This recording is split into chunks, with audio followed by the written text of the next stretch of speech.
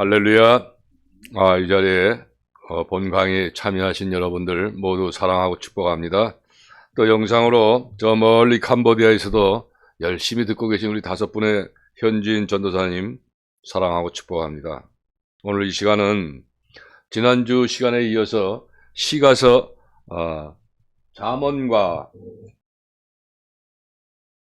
또 전도서, 아가서 요 세 가지, 그러니까 구약개론 제3과의 구약성서의 강론 중에서 시가서를 지난주 시간에 욥기와 시편을 우리가 공부했죠. 오늘은 나머지 시가서 5권 중에 잠언과 전도서와 아가서를 공부합니다. 자, 먼저 이 잠언은 4가지 대지로서 개요와 또 잠언의 구성에 대해서, 또 잠언의 형태에 대해서, 또 지혜란 그 피조물의 질서에 대해서 4가지 대지로서 이제 강의를 하게 되고, 그 다음에 전도서는 기자와 연대, 요거 전도서는 5가지 대지로서, 첫 번째 대지는 기자와 연대, 두 번째 대지는 개요, 세 번째 대지는 전도서에 대한 신학적 메시지에 대해서 요 2가지 소지로서 해 아래와 또 고요한 관조, 그 다음에 네 번째 대지로는 전도서의 구성에 대해서, 다음 5번째 대지로 신축 연구를 하는데, 주제는 솔로몬은 당면한 문제를 어떻게 해결할 수가 있다고 했는가에 대해서 우리가 살펴봐요. 그 다음에 이제 마지막으로 아가서는 이것은 네 가지 대지로서, 첫 번째 개요, 아가서의 구성, 세 번째 대지는 이 아가서에 대한 그 신학적 메시지에 대해서, 그 다음에 요걸 2소지로서 1소지는 인간성에 대한 이해, 두 번째 소지는 하나님과 인간과의 사랑에 대해서, 그 다음에 마지막 네 번째 대지는 신축 연구를 하는데, 세 부분에 대해서 이제 오늘 강의를 시작을 해요. 자, 그러면 개요에 대해서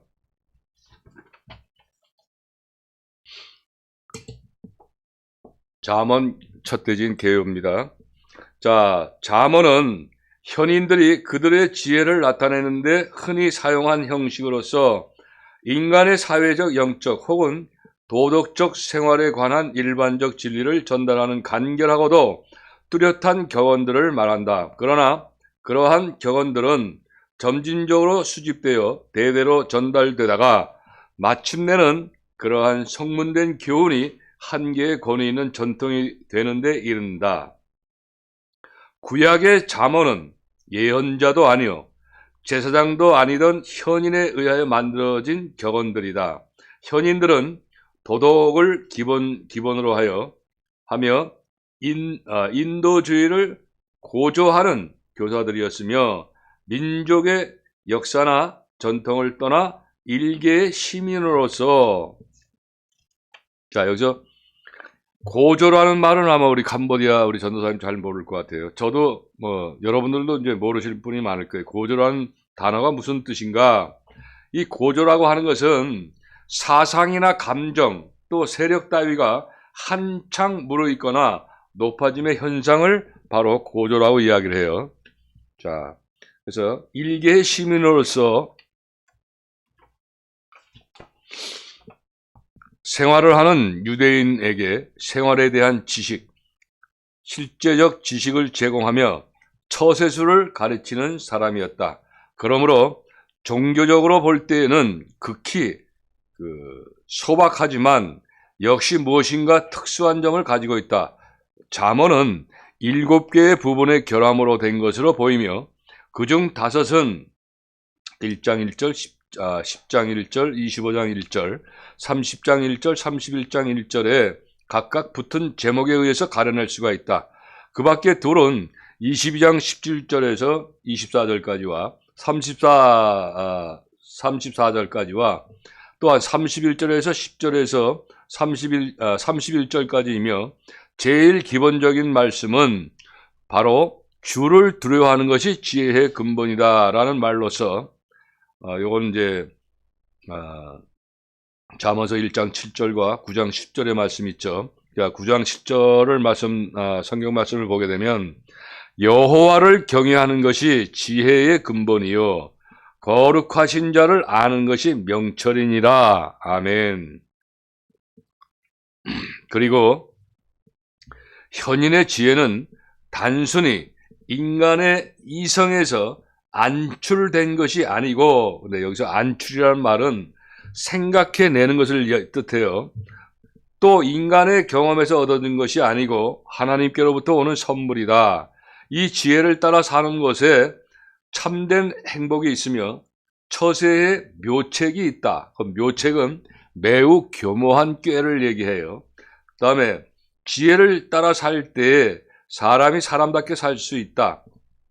현인은 이 처세수를 인간의 온갖 생활면에서 찾아내어 말해준다. 사랑, 겸손, 근면, 절제, 재산, 가정, 사교 등등에 대해서 말한다. 그리고 지혜를 인간보다 높은 신적 존재로 인격화시키고 하나님 옆에 계셔서 하나님의 창조의 역사에 참여한 자로까지 끌어올린다. 그리고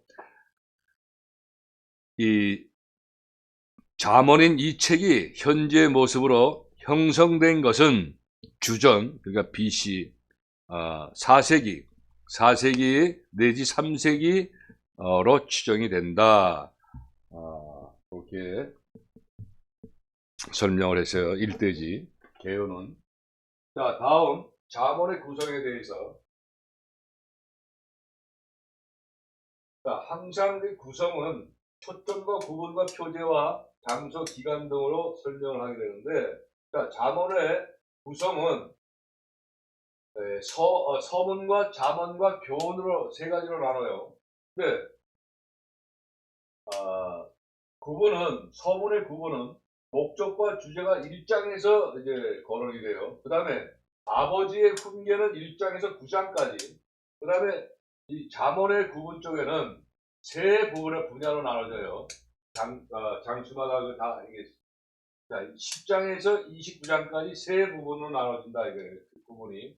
자, 10장에서 21장까지는 솔로몬의 교훈이 제1부로서 교훈이 되고, 자, 두 번째는 지혜로운 자의 교훈이 23장에서 24장까지에 거론되고 있어요. 그 다음에 솔로몬의 교훈 제2부, 이건 제1부였지만, 이건 제2부로 해서 25장에서 29장까지 이렇게 이제 구분이 되어 있고, 또 30장은 아굴의 교훈, 그 다음에 31장은 정막 높은 부인의 첫걸음, 부인의 첫걸음 하는데, 이 부인의 첫걸음은 누구냐면 루브엘 왕의 모친을 얘기해요. 그러니까 루브엘 왕의 모친이 자기 아들 왕을 훈계한 잠언이에요. 31장은 그렇게 구분이 되어 있고, 자, 표제는 지혜의 사람 솔로몬 기자. 다음 두 번째 표제는 잠언의 표제는 지혜의 원리. 기자는 역시 마찬가지로 솔로몬이에요. 그 다음에 세 번째 표제, 교훈의 표제는 지혜의 실수 해가지고 이건 두 사람이에요. 자, 아굴과 르무엘 왕, 요 두 사람이 이제 표제로 시를 쓴 거죠. 시를 기록한 거죠. 다음에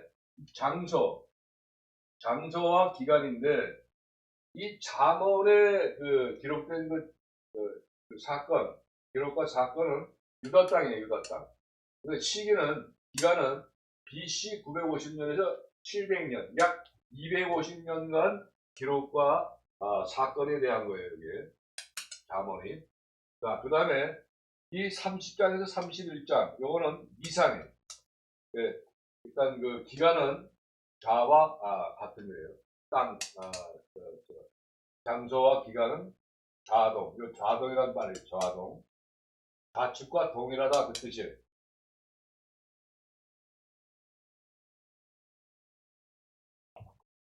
자, 그 다음에 세 번째 대지인 잠언의 형태에 대해서 설명하도록 합니다.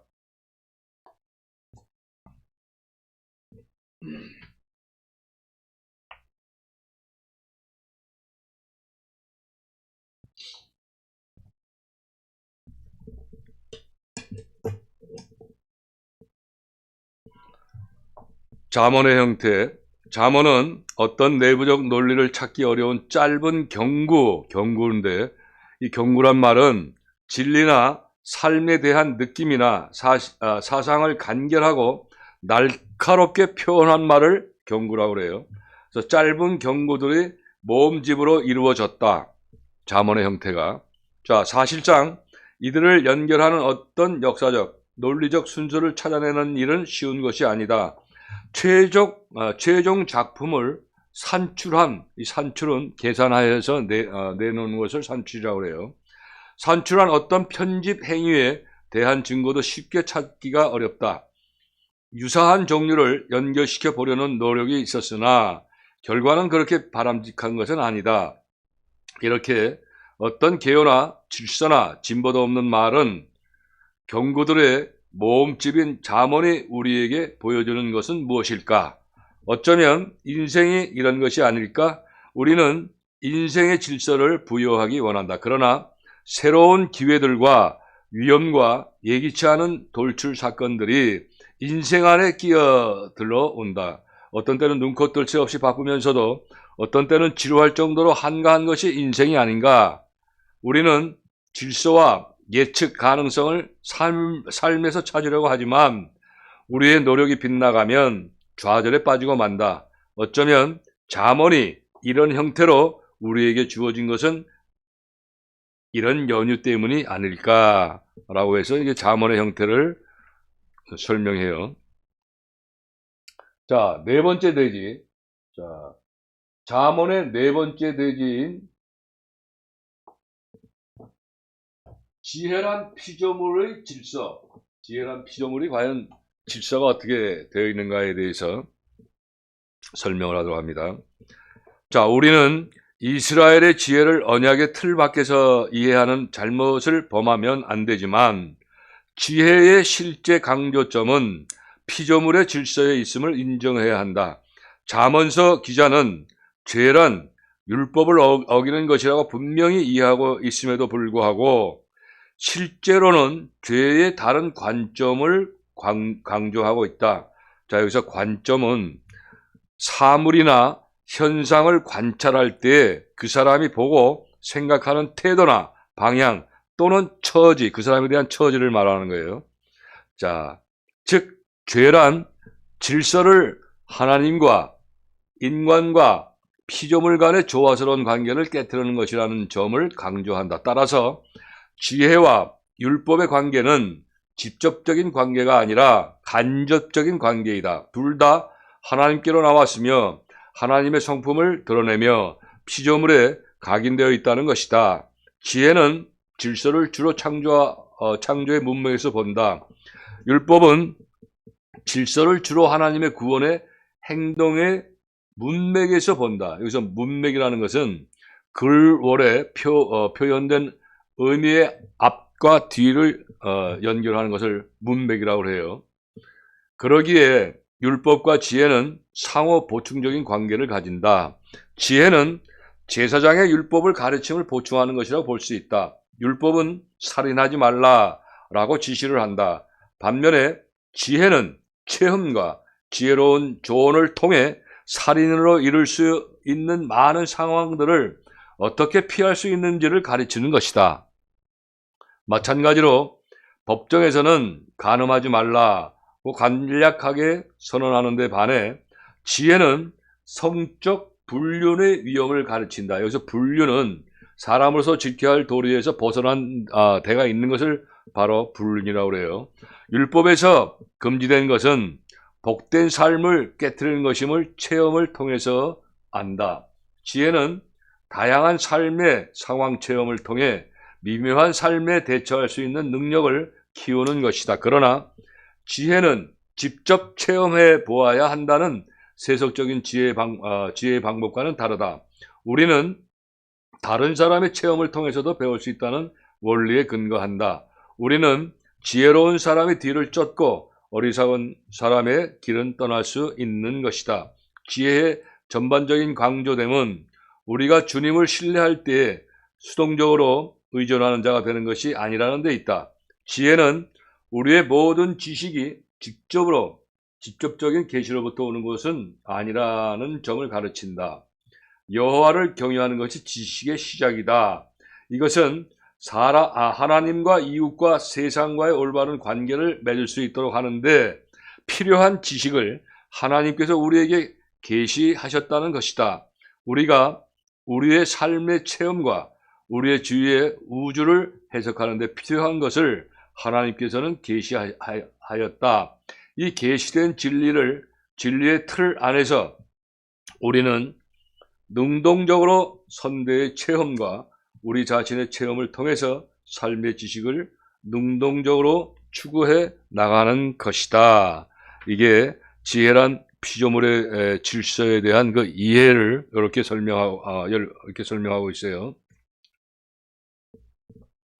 자, 다음은 전도서입니다.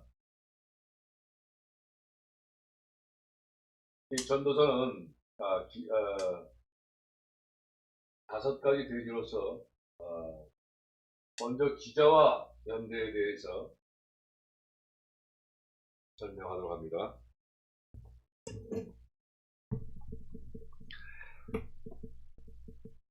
전도서의 기자와 연대.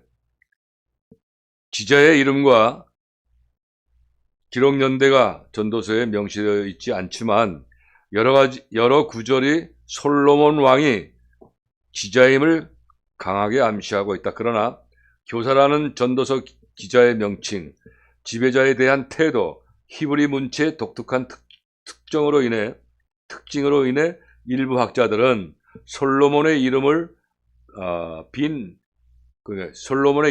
어떤 그 지혜 교사 또는 히스기야의 이름을 빌린 지혜 교사가 기록했을 가능성을 제시하고 있다는 거예요. 자, 두 번째, 전도서에 대한 개요입니다. 개요.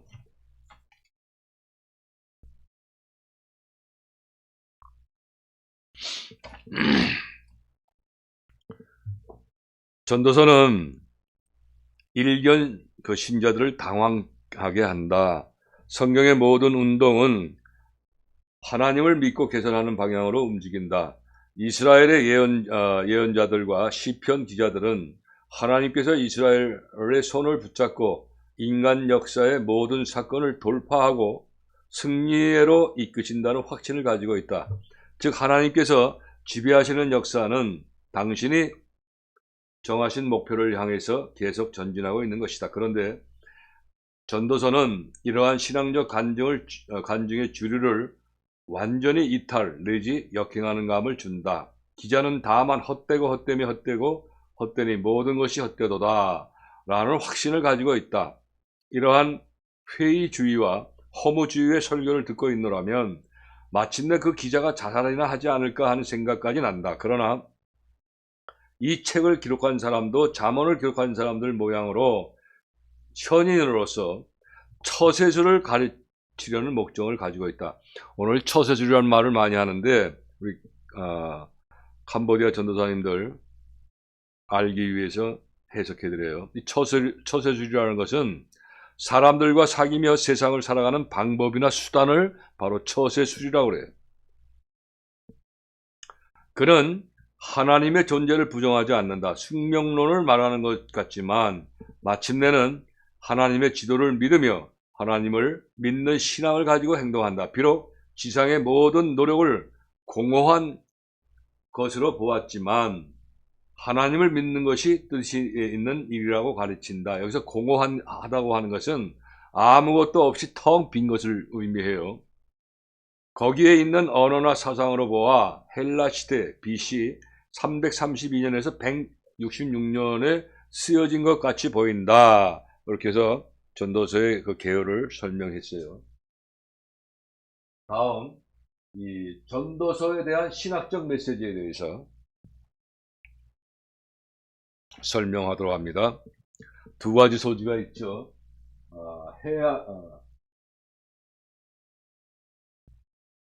헤아려와 고요한 관조 두 가지 소지가 있는데, 자, 먼저 제일 소지인 헤아려.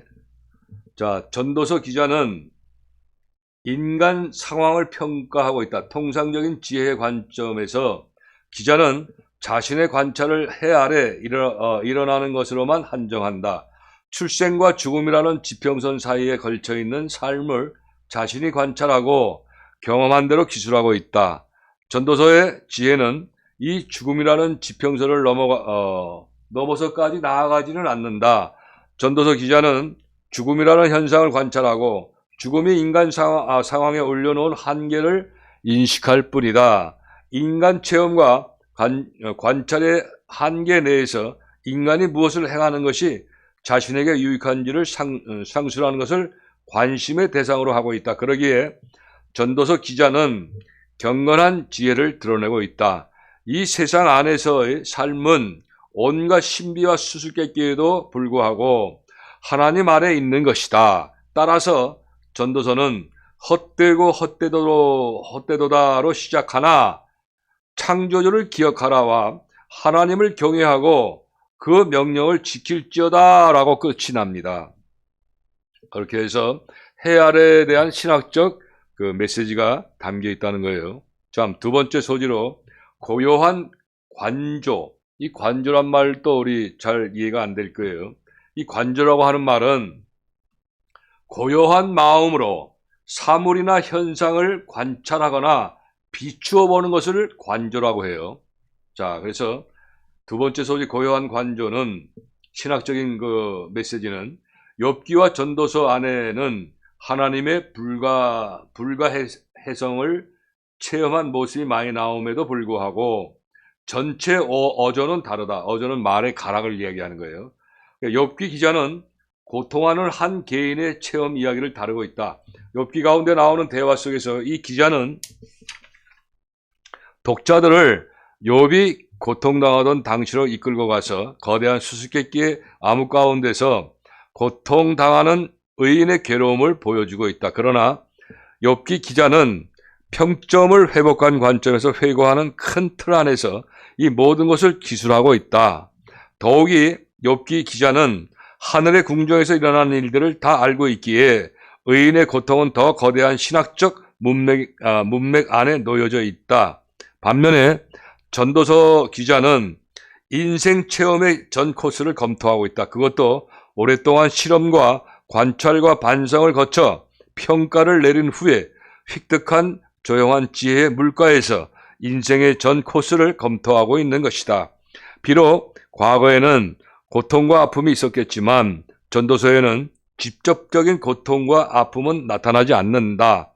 전도서 기자는 인간의 한계와 운명을 측정하고 있다. 지혜가 무엇을 할 수 있는지를 알아내려고 시도한 결과에 비록 여호와를 경외함으로 시작한 지혜라 할지라도 혼자 가게 내버려두면 그 능력에 한계가 있음을 발견하게 되었다. 특별히 지혜 자체만으로는 하나님의 거대한 목적을 깨달을 수 없고 인간 존재의 궁극적 의미를 알 수가 없는 것이다. 이에 대해서 지혜는 단지 질문만을 제기할 뿐이다.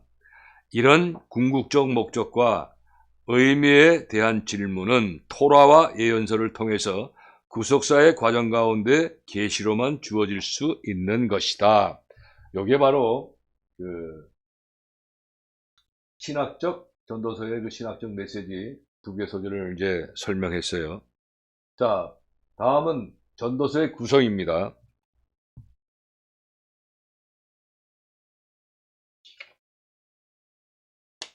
자, 전도서의 구성.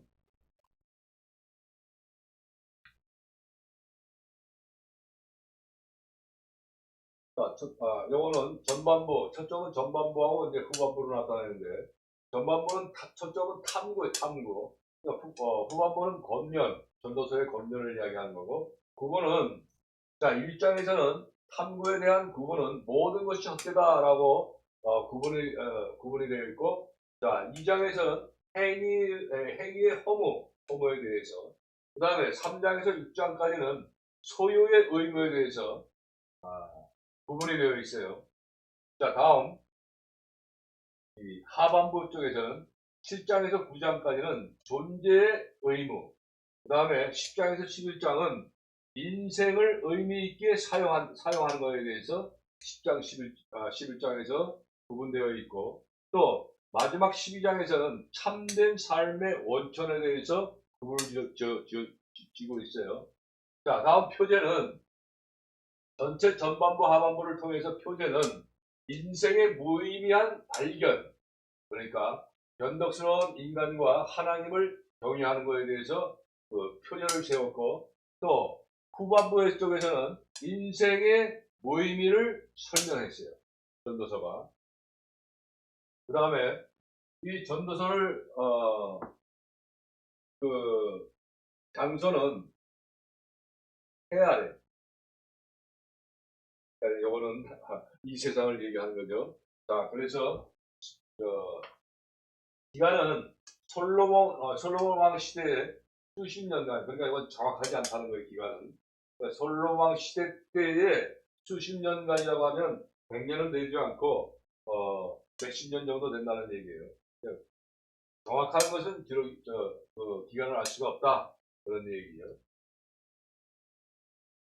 자, 그 다음 마지막으로 이 전도서 마지막으로 5번째 대지의 신축 연구에 대해서 솔로몬은 당면한 문제를 어떻게 해결할 수가 있다고 했는가에 대해서 설명하도록 합니다.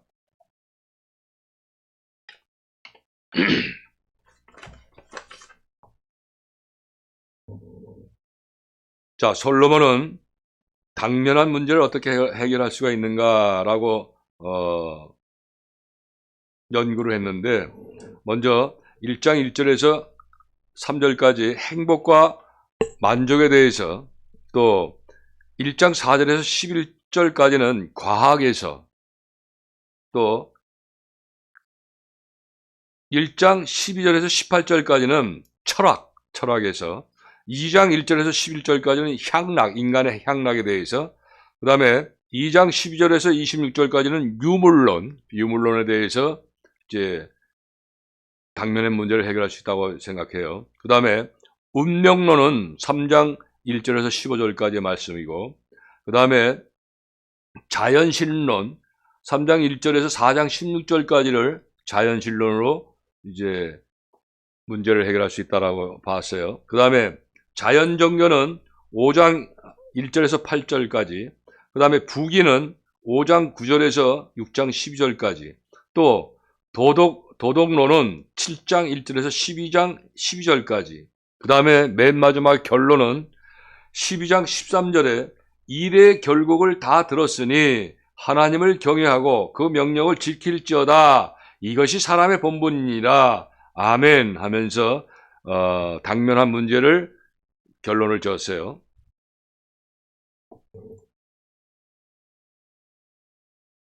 자, 다음 오늘 강의 마지막 강론 중에 아가서에 대해서. 이 아가서는 또 아가서도 4대지로 되어 있어요. 1대지는 개요와, 또 2대지는 아가서의 구성과, 3대지는 이 아가서의 신학적 메시지를, 이건 이것도 두 개 소지로 나눠요. 첫 번째 소지는 인간성에 대한 이해와, 두 번째 소지는 하나님과 인간과의 사랑에 대해서, 마지막 네 번째 대지로 신축 연구, 그래서 세 구분에 대해서 강의하고 강의를 오늘 마쳐요. 오늘 조금 일찍 마쳐요. 자, 먼저 이 아가서 개요에 대해서.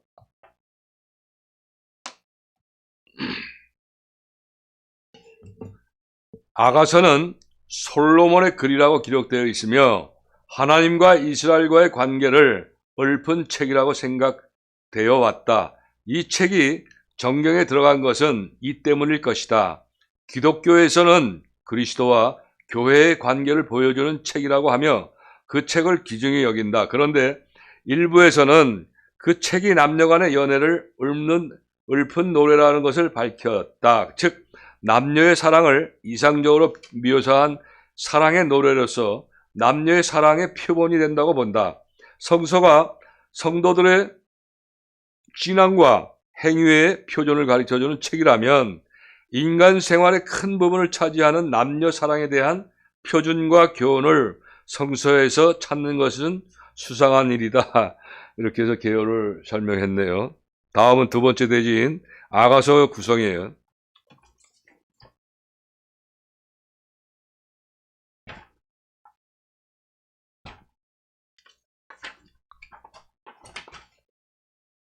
자, 아가서 구성.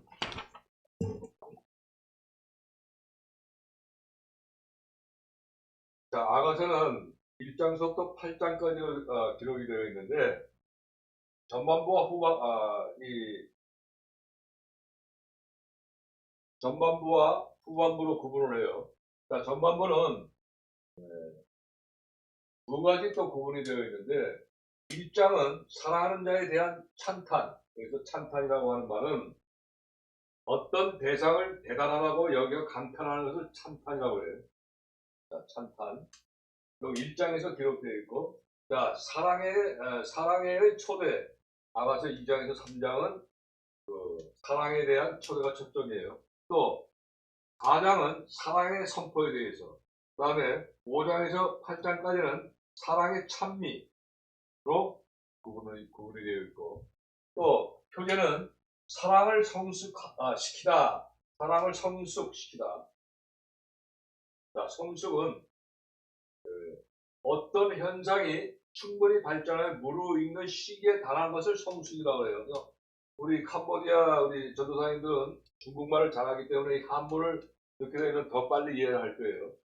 자, 그 다음에 하반부에는 사랑을 절찬하다. 이 절찬이라는 말은 지극히 칭찬한다. 사랑의 그 찬미. 요거는 사랑을 절찬하다라는 그런 표제로 볼 수가 있어요. 그리고 아가서는 간단해요. 구성이. 자, 그 다음에 세 번째 대지인 아가서의 신학적 메시지.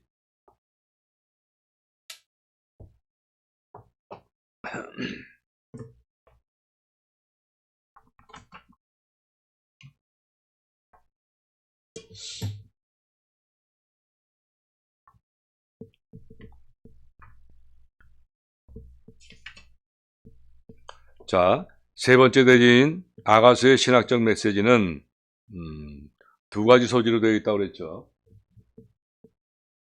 첫 번째 소지는 인간성에 대한 이해. 두 번째 소지는 하나님과 인간과의 사랑에 대해서. 이 두 가지 소지로 나눠지는데, 먼저 첫 번째 소지는 인간 남녀의 성에 대한 올바른 이해. 자, 우리 사회는 성을 우상으로 만들며 왜곡한다. 왜곡은 사실과 다르게 해석하거나 그릇되게 하는 것을 왜곡이라고 그래요. 성은 주요 집착 대상이 된다. 어떤 종류의 성이든 문제가 되지 않는다. 동성애든 이성애든 간통이든 간에 성은 현대인의 집착이 되고 있다. 우리 사회는 성적 충동이 없는 삶은 재미없고 의미 없는 삶이라는 생각을 유포시키고 있다. 이렇게 되다 보니 성은 자연히 우상이 되어버렸다. 많은 이들이 창조주를 거부하고 그로 인해 생긴 공백을 성적 관계로 채우려는 시도를 하고 있다. 반대로 교회는 성을 터부시하거나 부정하게 봄으로써 성을 왜곡한다. 심지어는 결혼 안에서조차 성을 사악한 것으로 보는 교회도 있다. 따라서 아가서는 이런 왜곡된 성을 교정할 수 있는 하나님의 말씀이다. 성은 선한 것이며 유쾌한 것임을 우리에게 상기시킨다. 결혼이란 한계 내에서 향유할 때에는 악이 아니다. 아가서는 성에 대한 성경신학적 메시지에 기여하는 바가 크다. 동산에서 일어나는 사랑은 우리에게 에덴 동산을 상기시킨다. 창세기 2장 18절에서 25절 말씀을 보면 여자가 창조되는 이야기와 그로 인한 남녀 간의 친밀한 관계가 언급된다. 이 친밀함은 25절 말씀에서의 성적인 함축으로 언급된다. 아담과 그 아내 두 사람이 벌거벗었으나 부끄러워하지 아니하더라. 그러나 다음 장에서 아담과 하와는 뱀의 유혹에 넘어간다. 이로 인해 하나님과의 관계에 문제가 생긴다. 더욱이 아담과 하와 사이에 소외가 생겼다. 이에 그들의 눈이 밝아 자기들의 몸이 벗은 줄을 알고 무화과 나무 잎을 엮어 치마를 하였더라. 성경 말씀이죠. 그런데 아가서에 들어가면 남자와 그 아내가 동산에서 벌거벗었으나 부끄러움을 느끼지 않는 것으로 되어 있다. 아가서는 상실한 사랑의 이야기를 다시 회복하는 이야기이다. 아가서는 인간 남녀 사랑을 타락 이전 축복 상태로 회복시킨다. 이게 신학적 메시지예요. 아가서에. 자, 두 번째 소지로 이 아가서의 신학적 메시지는 하나님과 인간과의 사랑. 이게 메시지예요. 신학적인 메시지. 자, 아가서는 성경의 다른 어떤 책보다 여러 가지 상이한 해석들을 갖고 있다. 한 쌍의 남녀가 벌이는 섬세한 사랑의 감정을 보여주지만 아가서의 주요 목적은 하나님과 성도 간의 깊은 사랑을 넌지시 암시하고 있는 것이라고 하겠다. 성경의 여러 곳에서 성도와 하나님과의 신앙관계를 남녀관계에 비유하고 있으며 아가서에 하나님의 이름이 나오지 않지만 구약에서 결혼의 메타포, 이 메타포라는 것은 은유를 얘기하는 거예요. 그 은유가 우리 또 캄보디아 전도사님도 잘 이해가 안 되니까 은유라는 그 의미를 설명해요. 자, 어떤 사물의 상태나 움직임을 암시적으로 나타내는 수사법. 예를 들면 이런 거예요. 내 마음은 호수요. 이런 그 표현, 이런 따위가 있는 거예요. 그걸 은유라고 그래요. 은유, 메타포. 메타포는 매우 강한 메타포이다. 하나님은 마치 결혼 언약처럼 그의 백성과 언약 관계를 맺으신다. 따라서 이스라엘이 그의 주에 대해 간음을 범할 때라도 언약은 충성을 요구한다. 신약은 동일한 메타포, 그냥 온유죠. 메타포를 긍정적으로 사용한다. 에베소서 5장 22절에서 23절은 남자와 그 아내의 관계를 예수님과 교회의 관계로 묘사를 한다. 따라서 인간의 성을 1차적으로 가리킨다는 점만 잊어버리지 않는다면 아가서를 하나님과 그의 백성 간의 관계를 가리키는 시로 있는 것도 무방하다. 이게 바로 아가서의 신학적 메시지라는 설명이에요.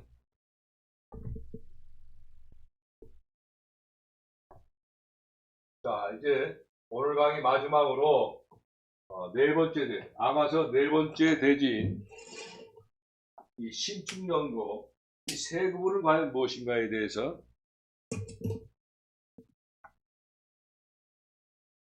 요 간단합니다. 세 구분이 세 가지로 구분되었다는 것인데, 자 1장 1절에서 2장 7절까지는 어떻게 구분이 되어 있는가? 요게 첫 부분이에요.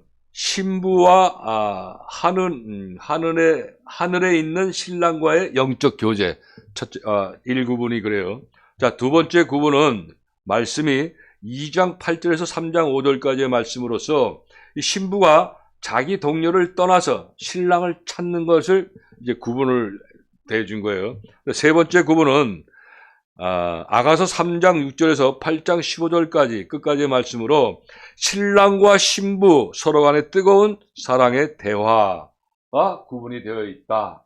그래서 오늘은 간단하게 시가서 나머지 지난 시간에 이제 우리가 욥기와 시편, 그 다음에 오늘은 5가지 중에 마지막으로 잠언과 전도서와 아가서를 우리가 공부했습니다. 자, 수고들 하셨습니다. 저는 다음 주 이 시간에 다시 뵙도록 합니다.